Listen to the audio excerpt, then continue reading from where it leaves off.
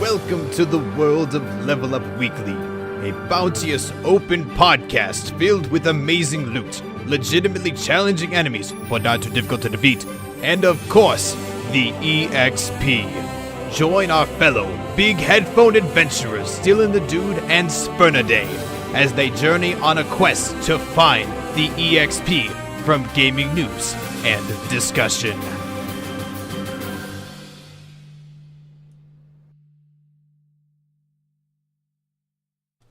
Hello everybody and welcome to Level Up Weekly, your weekly EXP for gaming news. I know you're confused right now. I said this last week, but you heard the audio version of what I said last week. Dylan, did I move recently? It looks like I moved recently. I know I made this joke last week on the podcast, but they didn't see the video version. And if people aren't still watching the video version, I feel bad for them. You moved into a really weird existential. Well, you have more pictures of me in your house than I would have imagined. You can't see those on camera, but yeah, there's a lot of pictures of Dylan in here. Man, I'm so famous. I was just gonna say that's prompting for fan fiction, to be honest with you. Oh, I mean, see that bobblehead up there? I'm gonna get one of those made of me. So, anyway. So recently, and I've been teasing this on social media, that we are going to be moving to a new location for a little bit of a higher production quality to give over to you guys. And this is what it is. We're over here at WRHC, which is over in Three Oaks. I know you have more information on it than I do because I haven't memorized that full quote. You've been here for 13 years. So where are we at right now, Dylan? We are at WRHC LP 106.7 and 93.5 WRHZ. We are at Radio Harbor Country in downtown Three Oaks, Michigan, and Southwest Michigan. Yep. This is a community radio station that I have been a part of for, like Jordan said, about 13 years now, since I was a little tyke. Literally, I was like 9 or 10. I was pretty young. And now we have the studio available for use because, A, we have a good podcast, and, we're pretty good. But we also will be airing on the local airwaves here on 106.7 WRHC and 93.5 WRHZ. You can actually find us on RadioHarborCountry.org. Type in, go to the TuneIn app or go to the Listen Through iTunes or Winamp, and you can hear the live feed of the station there, and you can hear our show, and we'll let you know when that our time slot is. And so you thought that we didn't have any platforms that we were going to go through this year. Last year... And YouTube, Twitch, everything else. Last season, we only went on Twitch, and now this season, technically the renewed season is what I'm calling this. Yeah. We're on... I'm just going to mention the following platforms. I've said this before, but I'm going to say it one more time. YouTube, Twitch, we're on Podbean, SoundCloud, iTunes. We also, now that covers all the media sources. We also have a social media account, which is at Level Up Weekly on Twitter. We also, eventually we'll have a Facebook group, but not as many people are on Facebook as I thought they would be. We'll find out. We have a Patreon. But we also have a Patreon to give support to that. Because, granted, it is super awesome to have all these platforms, but they're not free. So if you guys be willing to throw a couple dollars to us, it'd be absolutely amazing, because without you guys, we wouldn't be here. Like, if we love talking to each other, but in order to do what you see right here, we're going to need some associated connections and some help with it. So if you guys can give us anything toward it, patreon.com/levelupweekly. You guys can give us, I can't talk today. You guys can give us any positive feedback and any information there. And also some exclusive content will be coming underway for that system as well. But without further ado, today's episode is very interesting and pretty miscellaneous, really.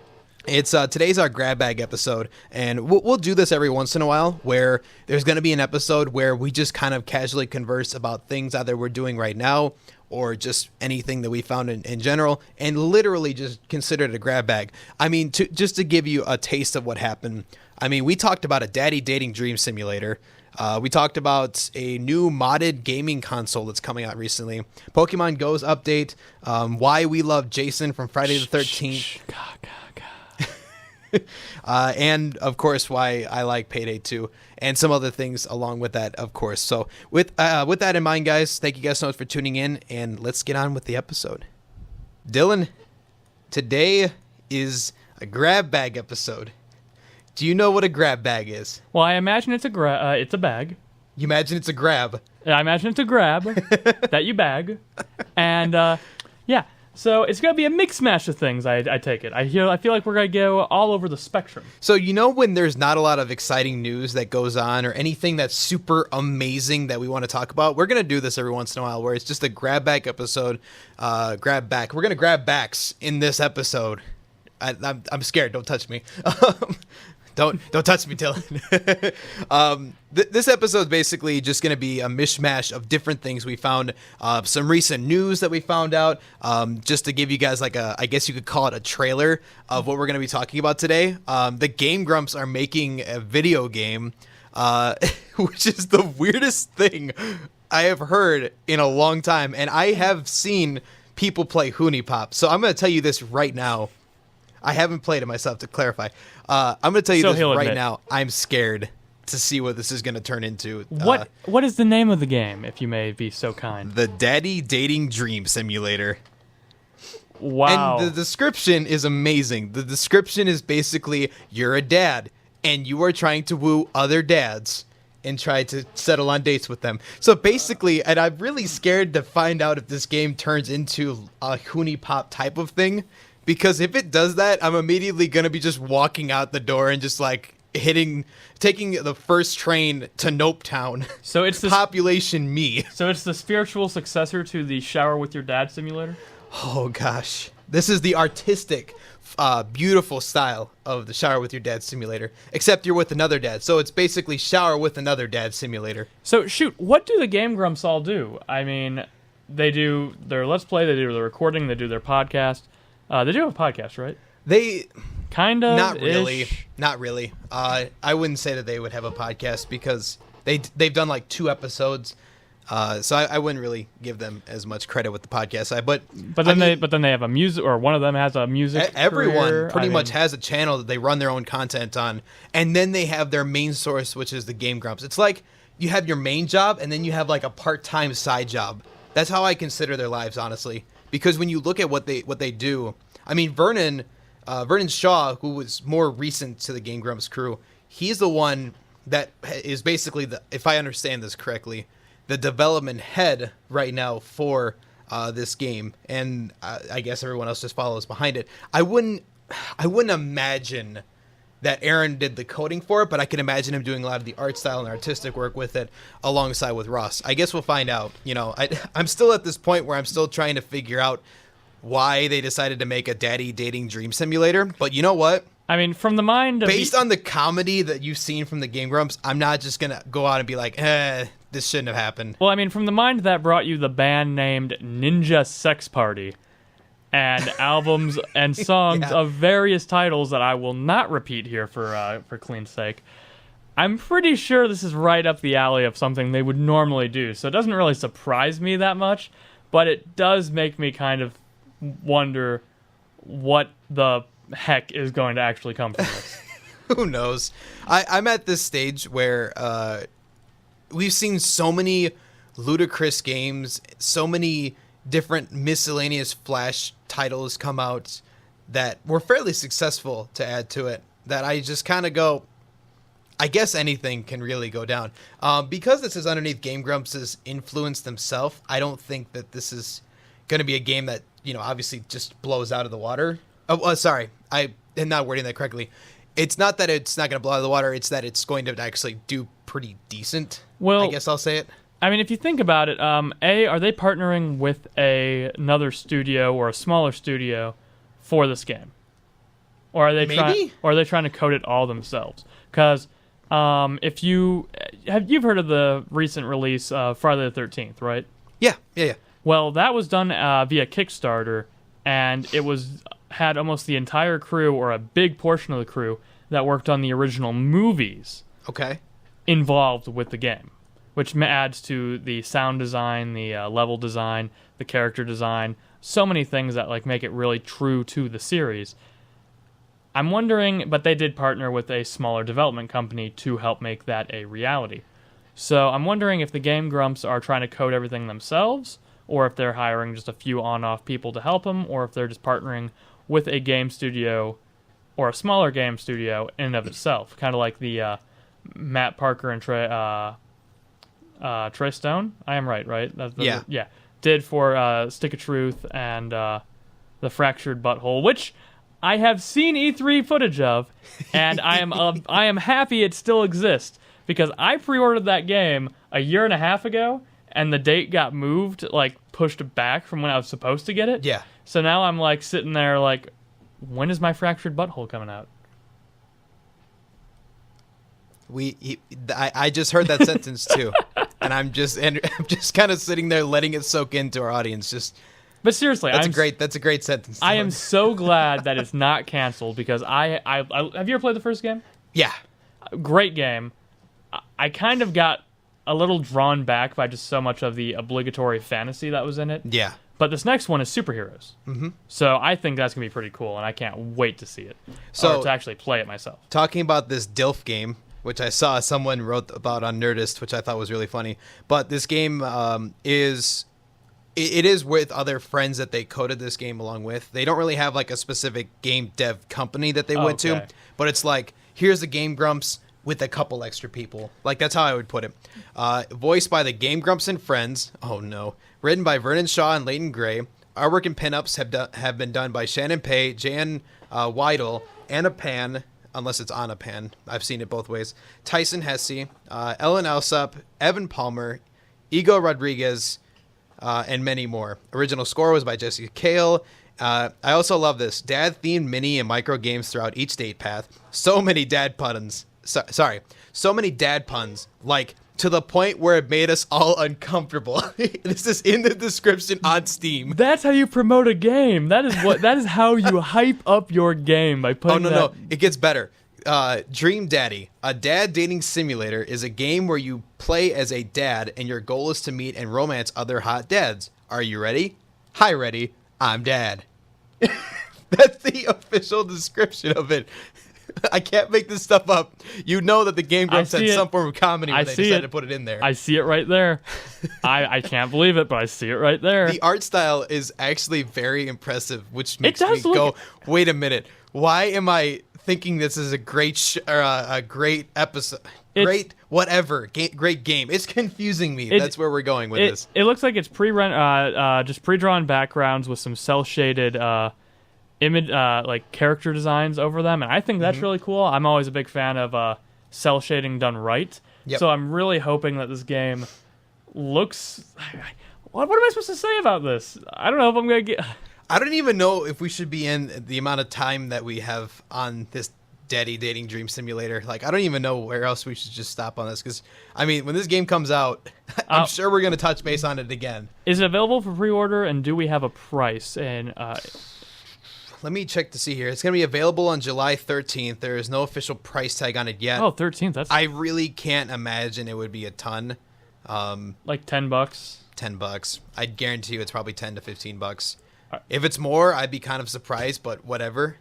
There's some more entertaining news that we have today, though. Yeah. I put this in the notes today that Pokemon Go has a new update. And the reason that I brought this up was because it sparked a sense of curiosity inside my mind, which was, people still play Pokemon Go? I mean, I see people that do play it. I don't know why. I don't know if they have the ability to tell me why. I don't think they themselves know why they play it still. But I guess mobile gaming is in a slump? What if I told you that there's a podcast.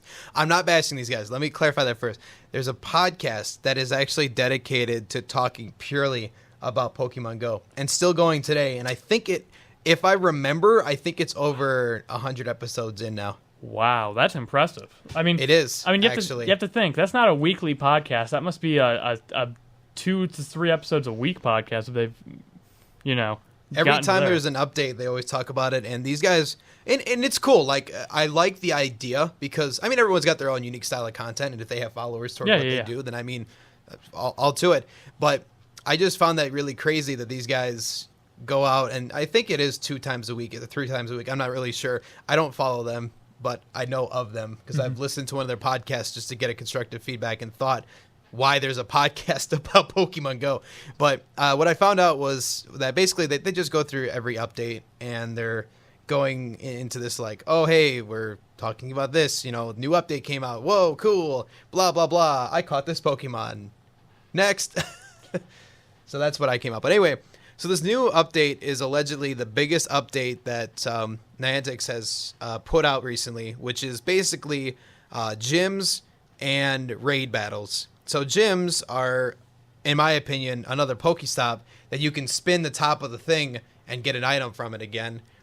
There's also the ability that you can put motivation in for your Pokemon. So, like, for example, like, say I put my Charmander at a gym or something, and I decide, hey, I'm going to keep it there because no one's beating it. And, 7, 8, 9 people challenge this Charmander. After a while, it will actually, especially if it's like on the lower tier of the list, like if it's the first one that you face, but it gets beat and then the next one pops up, it actually loses motivation and drops CP on it, which I was like, oh, that's kind of cool. That is pretty cool. So basically, if you're like anywhere except first, then, or the last one that they face, then it's like, oh crap, I guess I can't do this anymore. I mean, it's so like, you do have to do things to keep your game fresh. I didn't really, like, when I was thinking about it, I didn't know what Pokemon Go could do to keep that, except maybe add more Pokemon. But I guess they're trying to find ways to make it a little bit more, como se dice, interesting. And I guess that's a way to do it, is to just add different little mechanics. I had this thought recently, which was, if Niantic expected the amount that they had of people playing this at first, I wonder what their response would have been like today. Like, I wonder if it wouldn't have just died out like a trend, and if it would have maintained as like a classic lifestyle that people had, like one of those vintage classic games that you always want to go out and play. Like, I really wonder if that could have happened if people weren't always complaining about servers, and then they got rid of the Pokemon tracker thing and brought it back then in like 2 updates, and did all these, like, in my opinion, idiotic things, and then didn't follow up and be like, hey, we're doing this and this. I think that just really hit him pretty hard, because at this point, I would have loved to see them come back and be like, hey, all these great things are happening, and people are like, cool, I'm hyped. Maybe I'd still have it on my phone. Who knows? I mean, if it got to the point, like, because here's the thing, even through all of its hardships, all of its problems at the beginning, I really did like Pokemon Go at the beginning, because it got me moving, it got me out, it got me walking around, driving around, trying to, not actually me driving, but you driving and me catching Pokemon. But it got me. And then I give you my phone and you're doing 2 at once. Yeah, exactly. It got me to just go out and catch Pokemon and run into other people. I remember coming to this radio station, walking from my house to this radio station and back one day that I had off from work, just catching Pokemon, hanging out with other people that were walking around and doing the same thing. Some people I never even met. And it was just an awesome experience. I was never able to capture that magic again after that initial time, but if I could have, I'd probably still be doing it today. Yeah, I agree, because I remember when our friend Will was like, hey, it may be 2 a.m., but let's go drive around downtown and go try to catch Pokemon, because, where I'm at, there's a downtown section called St. Joe that you go to, and it's pretty much Pokestop Central 99% of the time, and it's so amazing, because you walk down there, I hand him the phone, and I'm just slowly driving around areas, and he's like, crap, Pokemon, stop here. Crap, Pokemon, stop here. I'm like, okay, sounds good. It's 2 a.m. No one's out there. So we can drive around really slowly. And I think I remember a cop looking at us one time, and I think he was thinking about pulling us over, because he turned on his lights like he was about to do something, but then we just kind of kept going normally. Because I was like, listen, this Pokemon you're about to catch, I'm just going to go normally. Dude, I mean, we weren't doing anything wrong, because no one was there. I think cops got all too used to that kind of behavior. Oh, this was in the beginning of Pokemon Go, though. I think the cops kind of got used to that after about a week of the game being out. Yeah, they just see a bunch of people just slowly driving like 5 miles an hour, stopping, and at like 3 a.m. There's just people monitoring, and they're like, originally I thought that was going to be a drive-by, but now it's just Pokemon Go. Well, I mean, either a drive-by, you're really high, or Pokemon Go. Or yes, to all 3. That would be scary. I mean, that's probably why he would have pulled you over, because he's like, what is this guy doing? Is he drunk? Who knows? I think at first they would have definitely thought about that. I mean, my only thing is I really wish that I could capture that magic again, because that was a really fun time. But, again, taking out the track, just a lot of the decisions they made really kind of killed it. And I guess maybe I might give it a try out in the future, but mobile gaming isn't exactly my strong suit right now, so... Yeah, I same thing. Pokemon Go was like the first mobile game that I played in like 5 years. I think beforehand I was addicted to Flappy Bird, and I think that's pretty much about it, actually. Man, that trend. Good times. Did you ever play Angry Birds? Kind of.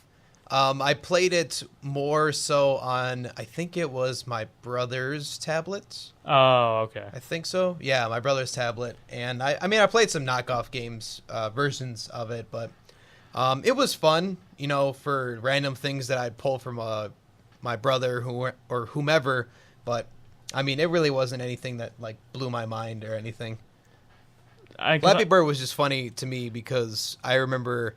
I was in a travel choir in high school, and I remember we would be done after our service that we would sing for, and we would go off, eat the breakfast that they would provide for us as complimentary, and then after that breakfast, all of us challenging each other to Flappy Bird, and I was like, really?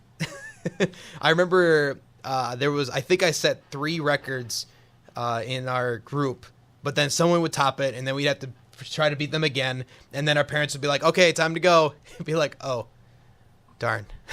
Well, I mean, I'm trying to think of what other mobile games that I've played. I remember Yu-Gi-Oh! Came out with one that was a very simplified version of Yu-Gi-Oh! Yeah. And that was pretty cool for a while. Then I lost interest. I mean, that seems to be a thing with mobile games, is that you just kind of lose interest pretty easily. Well, I think it's because you cover the short amount of content that you want to cover in it. Like, yeah. If it's a Yu-Gi-Oh! Game, you get used to like the same 3 or 4 things, and if it isn't either competitive or it adds more content every week or it does something else, you just don't get the same sense of immersion as you would if you're playing on a console or a PC or exactly. Even regular handheld games in of itself. So I think that's why people get that circumstance more often than not. Because, I mean, people can... And this is also special in some other cases, too. I mean, for myself, who's always played general console games and never truly got into playing as many mobile games, there's some people that are vice versa. They could care less about PC games, even if they have a well-thought-out and driven story, but they'll go play Clash of Clans 9 times out of 10. Yeah. Like, they're like, this is the game. Like, I'm going to put all my money into it. All the microtransactions, who cares? Doesn't matter because I got the game for free. Blah, blah, blah this, blah, blah that. I'll put my entire savings into it because Arnold Schwarzenegger was on the beginning. And I think Kate Upton, wasn't she on Clash of Wars? Game of War. Game of War, that was not yeah. Clash of Clans, Game of War. That was a great marketing idea. Well, I mean, like, whenever I'm on the go, I don't really want freemium games. I kind of want RPGs. Mm-hmm. Like, I still carry my 3DS around. Oh, yeah. For just random RPGs that I can just pull out. I have a half hour for lunch at work. Yeah, I'll eat and play some Pokemon, or I'll eat and play some of my Japanese visual novel games. But, like, I don't know. Just so you play Hoonie Pop confirmed on lunch periods. On the 3DS? Yeah, totally. Like any version of Hoonie Pop. Is there a version for the 3DS? I don't know. I want to find out if there's a Hoonie Pop version for the 3DS. I want to know about this now. I'm pretty sure Nintendo would like freak out if Hoonie Pop was like on one of their systems. I mean, there's third parties. It's the first article that I Google search. 38 games like Hoonie Pop for Nintendo 3DS. Oh, but it says like, so there's not actually. I mean, it's not actually ported. It was only Steam released, wasn't it? Yeah, I think so. Yeah. There's Hoonie Pop itself. Hoonie Pop is a unique sim experience for PC, Mac, and Linux. Yeah, that's not what we're looking for here. 38 games like Hoonie Pop for Nintendo 3DS. That's just the game I was playing today. How on earth? That's just the game I was playing today. So a game that apparently is like Hoonie Pop is Phoenix Wright, Ace Attorney, Justice for All. So just in case that you ever thought, and maybe I could understand where they're coming from on this because visual novel logic. Visual novel, but it's not. This article is great. The Mysterious Cities of Gold, number 2. Mutant Mud, number 3. Citizens of Earth, number 4. Citizens of Earth looks like a pretty interesting art title. This website sucks. I know. I see it like not pulling. All of a sudden it goes number 4, and then you have to like find the rest of it. So seriously, Phoenix Wright. I mean, I can understand the visual novel portion. I like that that's number 1. Number 1. Like, you immediately when people play Phoenix Wright, it's confirmed that you think of Hunipop when you go to it. Like, I love the fact you For those of you, by the way, that have no idea what the heck Hunipop is, it is a game that I do not recommend that you go and look up. Like, unless you're a hardcore puzzle addict that wants to ignore its rewarding cutscenes, I'll put it like that. Yeah, I'll just put it like this. You don't want to worry about the game, all right? All right. And to those of you who don't know what Phoenix Wright is, it's a game where you play as an attorney solving supernatural murder cases. How does that remind you of Unipop? Objection. Overruled. Anyway. Oh my goodness. That's great though. We just discovered something that I don't think we meant to do today. So weird. We went from Daddy Dating Simulator to Phoenix Wright equals Hunipop. I'm glad that this is sad. You know, our first episode with Overwatch and its, whole spiel. Now we're going to Hunipop. I think there are times where we should not be allowed to do grab bag sessions now that I think about this more. Because, I mean, it's just cycled. But that does lead to an interesting question since we have a few more things left. But interesting questions. Since this is a grab bag episode, what have you been playing, or what are the most recent games you've purchased? Most recent games that I've purchased. Because we can talk about this a little bit to kill a little bit of time before our final story. That's a good question. The game that you pointed to me recently, and I'm sorry, I can't think of the name off the top of my head, but you know what I'm talking about. It's the light scan game where I think Scanner something. Scanner, yeah, I think it's Scanners or no. It's something with Scanner. I'll have to confirm that. I played that a little bit after you left. And it's such a cool game just because, I think me personally, I like a type of game that is about really exploring an environment in new ways that you've never done before. This was one of them. This game, they give you a scanner, which basically gives you the color spectrum of what your environment looks like. If you're further away from something, if I remember right, it's blue. But if you're close to it, it's green. And if it's in between, it's roughly a red. And I know enemies are different colors sometimes too. And it's also like every area is dark, blacked out until you scan it. Yep. So that's literally exploring your environment. You don't know what's there until you actually scan the environment. Like, you don't know there's a hill, you don't know there's a cliff, you don't know that there's any particular thing until you actually get to that area. And I think that's so cool for an idea because, I mean, like I said, for a game that literally makes you explore the world, give you upgrades to that specific arsenal, the light scanner, and then have a sense of, oh crap, there's an enemy behind me still. Like, balancing all that together is really impressive, actually. I never thought you could actually do and make someone truly explore a world and then still have that adventurous / challenging level difficulty that you can come out of it. Yeah. And I will admit, that game, it's almost like a walking screensaver.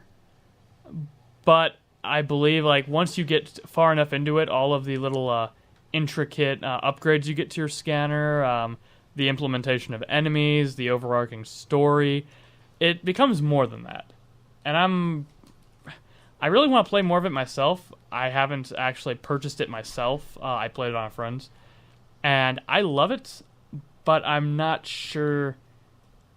It's a big hit or miss if I want to buy it myself when I've seen other people go through a lot of the Well, let me game. tell you, because I know this is something that we've been thinking about doing, what we could do is stream it on our platform on Level Up Weekly's Twitch as a little bit of a bonus of feature content, because if you guys didn't see today, well, today's Tuesday, if you don't see... Timestamp. Shh. You didn't see anything.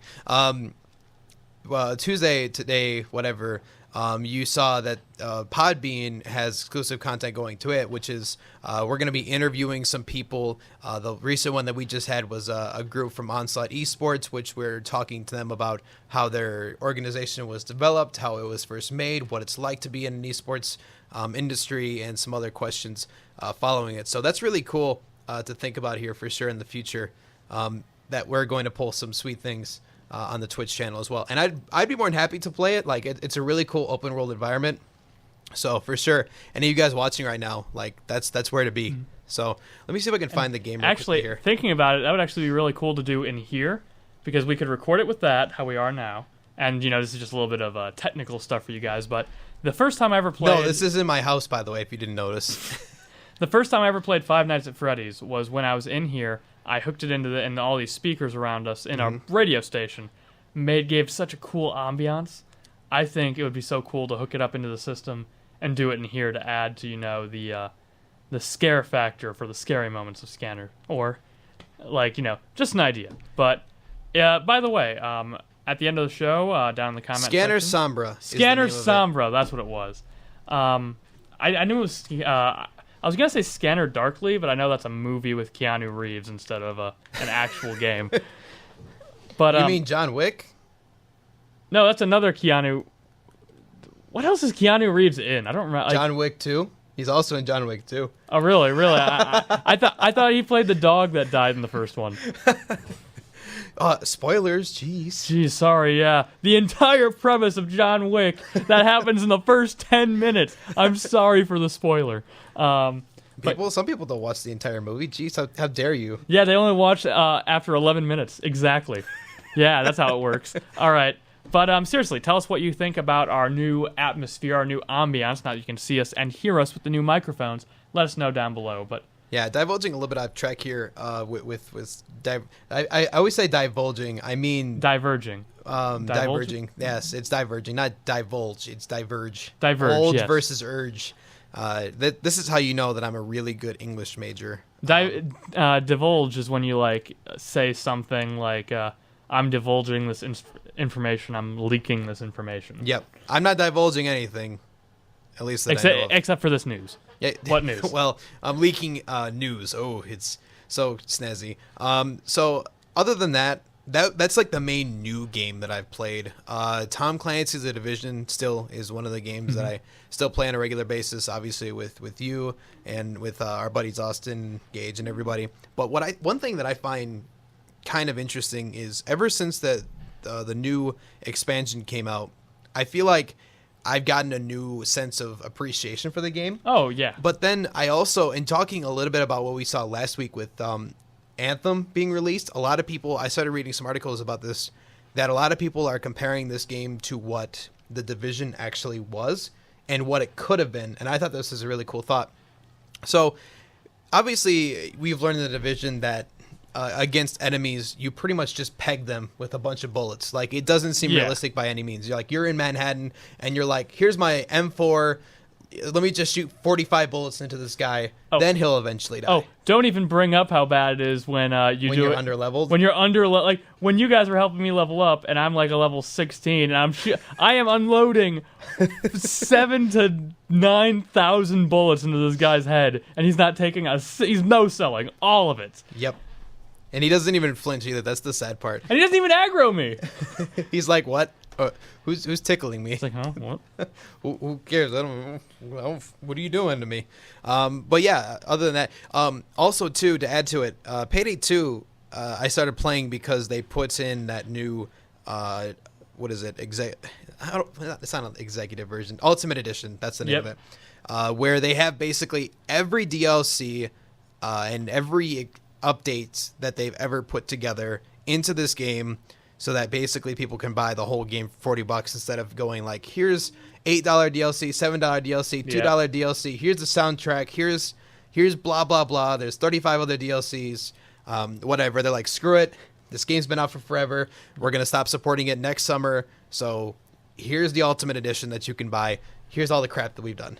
And that's a pretty good marketing, a good move for them. I agree, because after a while, if you have a game that it runs purely off of DLC content and the game it is now. I mean, to be fair, in any Steam sales that you've ever seen, this thing goes on sale for like 75, 80% off. Like most of the time when people ask me, hey, should I get Payday 2? I just go wait till a Steam summer sale, or just wait till you see some little thing about anything from Overkill that's like, it's on sale, because it always goes 75 to 80% off. I could literally buy the DLC for like $2. Yep. I don't think I can do that anymore, actually. They don't allow the DLC, the last time I saw it at least, that you can buy it from their store. You have to buy the Ultimate Edition now, which is kind of lame, because that's weird. Yeah. If there's 3 other pieces of equipment or DLC that you're missing, it's like, oh, well, I can't get it. I'm done. Buy the Ultimate Edition. Man, that's odd. I don't like it, but at the same time, though, I can understand it. But I will still say that I don't like it, just because, I mean, like I said, for me personally, I own like 8, 9, 10 maybe different DLCs, which is the character packs, which is the specific heist, the weapons packs. Here's a gun skin. Here's another gun skin. No, I spend 10 cents on that. Okay. I'm that idiot that goes to the Steam community market and actually goes and buys the freaking 10-cent skin because I can. Man, your TF2 knowledge or your TF2 experience is really shining through. Shut up. I want that sombrero. I may or may not have bought the conga for $10. Don't judge me. Listen, man, if I can walk into a public server and I can just start doing the conga, I had no problem with that. Well, going from you're mostly a PC gamer nowadays. So yeah. A lot of your games you got off Steam.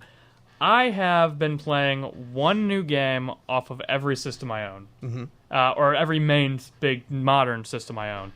On my 3DS, I'm playing the newest Phoenix Wright game, which is, it's a Phoenix. Apparently, it's like Hunipop. Which is compared to Hunipop. Apparently, yeah, exactly. Great game. On my PS4, my newly purchased PS4, I basically bought a PS4 just to play Persona 5 at like its max ability. For the price tag that you got that PS4 for, I'm not judging you by any means. Yeah, well, I'll probably get more games for it, like Uncharted and stuff. But Persona 5. If you get Uncharted, invite me over. I love that story. You know what? I'll bring it down to your place and we can just let's play it there.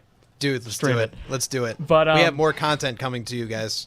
But Persona 5, which sadly I can't stream for you guys because of because of copyright or whatever. Was it episode 2 or episode 3 that we talked about that? We were like, Persona 5 is the freaking idiot. So Persona 5 has, or the PS4 has the thing where it records your gameplay and you can upload it. Like, it auto-records certain gameplay that you do, and you can record it, just like upload it later. Yeah.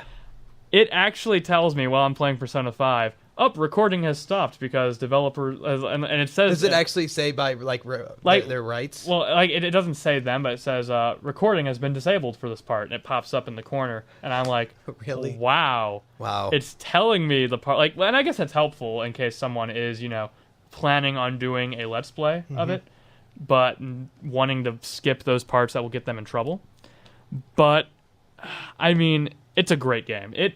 Persona 5 was worth buying my PS4 by itself. It is such a great game. I think I've sunk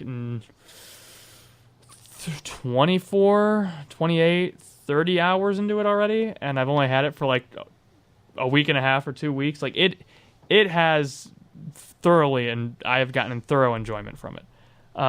Friday the 13th for my Xbox One, which I get free DLC because we got the version on Xbox One that had the worst servers imaginable. Oh, that brings a really good talking point to talk about here, because you get the free DLC because of how shite their servers were. That's basically it. GameSpot did a cover on this recently, and I'll see if I can find the link again, but that's where at least I heard this from, that because of the fact that their servers were so bad that they basically said, we're going to bypass the opportunity for money, and in order to keep our current clientele, we're going to give you free DLC.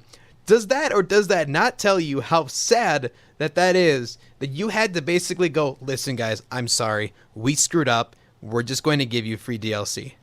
Like, don't get me wrong, I think this was, for what they had, a good approach. I mean, what are you going to do? Just redo the entire service and be like, listen, you can still give us $15 for this DLC? No, that would not. I think that's one alternative to keep your clientele, is to say, listen, we're going to do the best that we can. Here's our system here. Like, take the DLC. Here's the updated servers. Have at it. Or maybe the servers won't be any better, and they're just like free DLC just to make you feel better, so that you can still like freak out when you run over a guy. This is so stupid. The gameplay I've seen from Friday the 13th, and what I've also listened to from podcasts as well. I'll get on that one in a second. But the main thing that I caught when I was watching Friday the 13th being played was that you basically played as Jason, and someone could get in a car and go top speed at you, not run you over, not hurt you, but go top speed at you and not do shite. I'm like, are you serious? Well, because you're Jason. You're basically a monster. You're basically a That's legend. a cool story, but the velocity impacted, I could move a boulder if I'm going 60 miles an hour. I'm just saying. Like, game, please. Like, I understand where you're coming from, but if this is a horror game that you're trying to avoid, another creature like Jason or whomever, can we just make it logical that if I go full speed at a dude in a car, or if I go full speed in a car at a dude, that it's going to make a little bit of sense, and he's not just like, screw your car. Well, I mean, especially since you can shoot him, and he like fakes that, like he takes damage, or he like sells damage. You can throw firecrackers at him, and he'll like be stunned for a minute. Yep. But hitting him with a car, nah, just nah. Isn't that great? You can shoot him with a gun. You can't drive or run him over. Because I remember in Twitch chat, everybody was like, run him over. And it was just constantly this, just run him over. Because this guy was in a car. And he tried it, and nothing happened. And then he did it again. Like, he basically, this was really great. He backed up, he did it again. He backed up, and he did it again. Because they were all in a team speak. Yeah. And he just kept doing it over and over. He's backed up, do it again. And it wouldn't work. And I'm like, how? Come on, man. Like, this is really stupid. But Friday the 13th is a fantastic party game, especially if you have friends. Because basically how it works is you don't want to be in Discord or you don't want to be in TeamSpeak when you do this, because in game chat, your voice is actually monitored by, or is managed by distance. Okay. So you cannot speak, like you can speak and it'll make noise and Jason can hear you if he's around you. But you can't hear people unless A, you have the walkie-talkie, and they have a walkie-talkie, or B, you're close enough to them that you can hear them. And the further they are away, you can hear them slightly, and then when you get closer, you can hear them better. If you go away from them, you can't. That adds so much suspense and drama to the game. It is probably one of the coolest parts of the game, that it's like incorporated well, and it's realistic too. The game does seriously have the feel of a Friday the 13th movie or adventure that you put yourself in. So, what would you, because you've played this, I haven't, what would you, in your honest opinion, let's cut out the server aspect for a second, say that gets fixed and they're normal now, what would you rate this game out of 10? Disregarding server issues, I would give it an 8.5 out of 10, because the presentation is amazing. The soundtrack and score, phenomenal. The atmosphere, the drama, the fun you can have, whether you're playing it seriously, competitively, or just goofing off with friends. It is a tremendous value, and the gameplay is always different. You can upgrade your Jason, you can upgrade your camp counselors, you can play as different Jasons, different camp counselors. As a matter of fact, the DLC, the free DLC we get, is actually, quote-unquote, the original Jason, which is from the SNES version. Oh my. And, like, his theme that plays when you, like, is actually the, like the actual 8-bit version. That's amazing. It is so cool. I'm waiting for Jason X, Jason in space, before like everything's perfect about this game. But the gameplay is fun and rewarding. Eventually, people will get tired of it, but it's still a fun game you can play. It's just still really fun to play. The only thing that prevents it from being a perfect game is just the overwhelming server issues when there are them. But private matches almost always work. So, and especially on PC or PS4, this is where I hear the servers are so much better.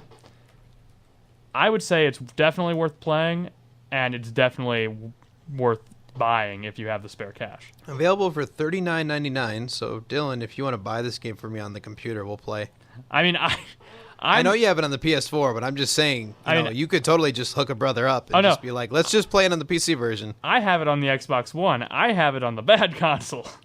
So Rest in peace. I mean, I would seriously consider getting it for the PC just so I could have great servers and be able to play with you, our buddies Austin, Gage, and Will. It's probably the next game I will say, hey, if we're all gonna get a game, let's get Friday the 13th because it's just so much fun. Right. Reviews are mostly positive on Steam. Actually, I'm curious. What I like to do is I'll go on a website or go on Steam's review site and see what they say. Because I will tell you this right now. Before Payday 2 did the stupid system where they screwed up royally and they had basically the pay-to-play system. Yep. Where they had the safes, which had the extra team boost. And if you didn't have the team boost, it screwed you over because you couldn't do anything. And then they were like, we should probably get rid of that because we got a serious amount of flack for it. Like, it's sad when you take a game that basically was sitting at like an 85 to 90% reviews and it goes to like 60 to 50. Because of just like you drop that far down just because you screwed up that badly. I feel so bad for those guys. Let me see if there's anything fun but expensive. Wait for a sale. Great game, but there are some bugs. Man, these guys are legitimate when they're reviews. I'm mad about this. I mean, you need to be honest with your reviews because you can't. And again, probably the other reason why I'd say it's an 8.5 is because of the price. I would agree that if you can get it for cheaper, get it for cheaper. What's that? What's that? This is great. Internet Explorer writes, things this game needs: a tutorial, the how to play option only tells a few commands. It's a legitimate review, but the guy's username is Internet Explorer, and I was really hoping it was going to be something about, I just saw the film, and it was fairly excellent, and I love that they just made a game right after the film. I would have loved that. Internet Explorer, 30 years old. You failed. Whoever this user is, Internet Explorer on Steam, you failed. I mean, here's my argument against that review. Needs a tutorial. The way that you play this game, the way that you learn this game, because it's so fun, it's not really super competitive unless you want to. Basically, you learn as you go. It's not something that, like, you learn by messing around. If Jason ends up finding you, you will find a way to run away. And if you don't, you will get choked, whatever. You will get creatively killed. Jason's coming at you. You want to not be by Jason. There you go. There's your tutorial. How do I do that? Most likely the left analog stick. How do you jump? It's probably the X or the A button or the space bar. And nothing is more frightening than just going through the woods, hearing nothing. And not knowing what to do? No, and then hearing, shh, shh, shh, ga, ga, ga. Shh, shh, shh, ga, ga, ga. And then Jason appears right there. Like, it is the greatest feel. It's a scare. It's amazing. I cannot recommend it more, except for a few bugs and the price. Those are the only things I can complain about, aside from ish servers on the Xbox One. So, let's just take a moment here. This isn't going to be as easy of a transition, but the next thing I wanted to add in here, which I thought was really cool, is called the Polymega Modular Gaming Console. And this one kind of blew my mind at first. It's still in early development. You can potentially, and I might see if I can reach out to them and see if I can get a potential copy. I don't know what I would be spending if I actually did that. Yeah. Granted, we love you guys on Patreon, but we're not, at the point that we can necessarily be like, let's slap down $200 because we don't have to. Unless you do that. Unless you do. Like, if you want to pay it, reach out to us. levelupweekly@gmail.com, at least for now.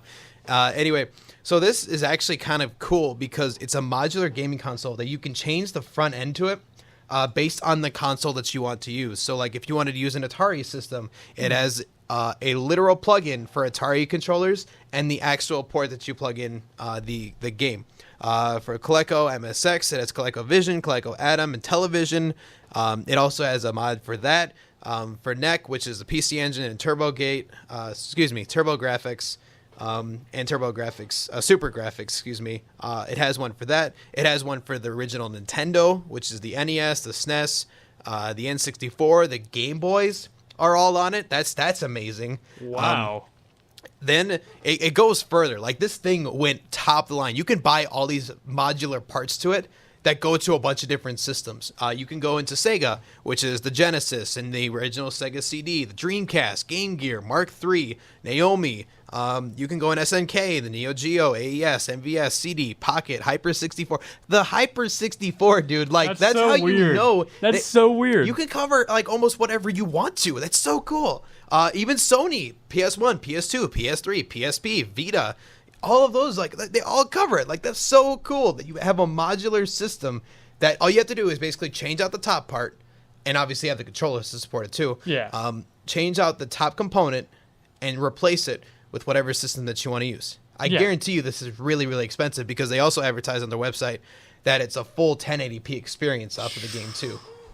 So you play the original, just to put this in perspective, you play the original Hyper 64 or the ColecoVision in 1080p.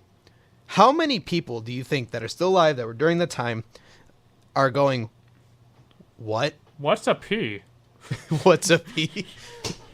What is 1080? Is that a new snowboarding move? Back when I was a kid, we didn't need 1080p's. We settled with 2P's, and that was it. Have you seen the meme that's popping up now where people are like 144p and it's super blurry, and then they're like 4K and it's just a super high resolution? I mean, that's... My favorite one is of Squidward, and it's 144p and it's super blurry and not well focused. Yeah. And then it goes to Squidward and it's a real life picture of what Squidward would look like. Of like an actual squid? And it says 4K. No. It has its modeled figure, but it's super like droopy. Oh, okay, yeah. More artistic, I guess I'll describe that as. And it's really funny. You see a lot of these coming up now. I forgot what the other one that I saw. It might have been SpongeBob too. That would have been where it cool. was SpongeBob in its regular Krusty Krab environment, and then it was 4K, and it was just literally a sponge sitting on the kitchen counter. Or no, I think they actually put him by a pineapple. Now that I think about it, I don't know. That's awesome. Google the meme. You're gonna love it. But I think that's pretty cool. Like, what, Dylan? What are your thoughts on this? I mean, this is a very first of all, this is 100% legal. It's not do you see any questionable legality with this? I wouldn't say it's a legality issue because you're still using the regular cartridges that you could use before. I could go to give you a reference around our area. I could go to our local game store and buy an SNES cartridge, an NES cartridge, whatever, and it would still work for this. Like, that's the part that I'm going, what? Yeah, like that. Are you serious? That's amazing. I think it's promising. I would have to see what price it would cost to get one of these things because it's super interesting, and B, if I don't buy it and I find someone that does buy it, I want to just see what it's about because we can read about it all we want, but it's actually trying this thing out that would allow me to have my own opinion on this because right now I don't know what to say about it. It's just something I never really imagined. So this isn't a product that's out and available right now, but it is a product that is currently in development. It's in early development right now. I think it's probably being kickstarted right now, but they don't mention it on their website, at least on the press release that they have here. But I like what they say.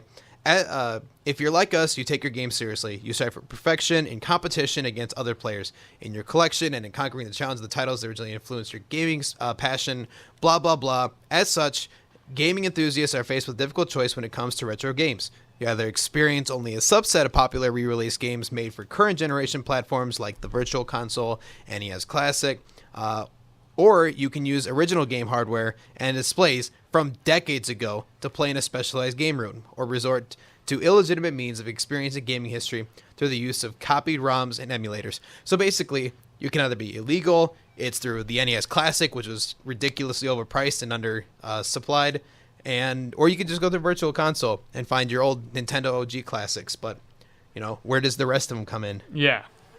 So I think this is where it comes in, and it's I don't imagine them really going through a bad circumstance with this because I would imagine, because a lot of these systems are just genuinely old. Yeah. I just don't imagine this really being a serious, at least legal issue, because like I said, you can still go out and buy the original, like that's what they're encouraging. Yeah. Buy the original cartridges so you can go and play these systems. I mean, at this point, it's more kind of like, and I almost hate to say this, but it's almost like, what's the thing, free copyrightless, tip of my tongue, fair use. Okay.